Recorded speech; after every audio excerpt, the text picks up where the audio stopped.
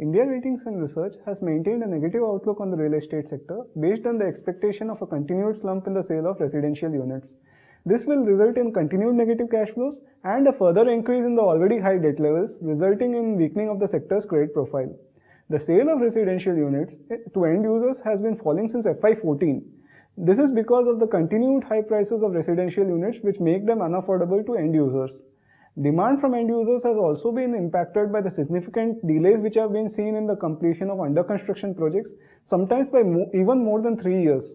This dents consumer confidence in the sector. Demand from individuals who purchase the units for investment purposes is also likely to be curtailed by the demonetization exercise and the implementation of the Prohibition of Benami Transactions Act. The budget proposal on the restriction of set-off of losses on rented properties against other income heads will further impact such demand.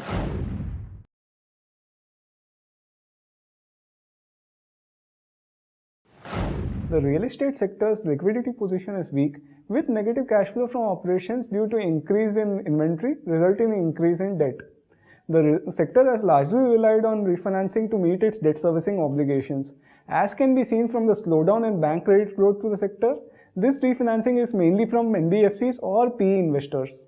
However, in the absence of any recovery in sales, we believe that refinancing will increasingly become difficult.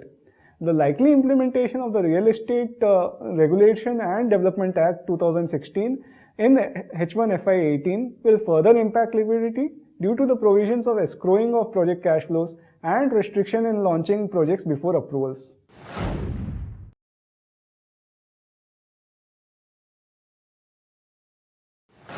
We believe that the sector needs a structural change in the way it does business given the significant regulatory changes.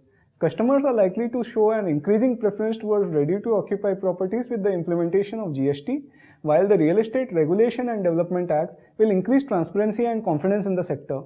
This provides a ripe time for the sector to move towards the model of sales post-project completion.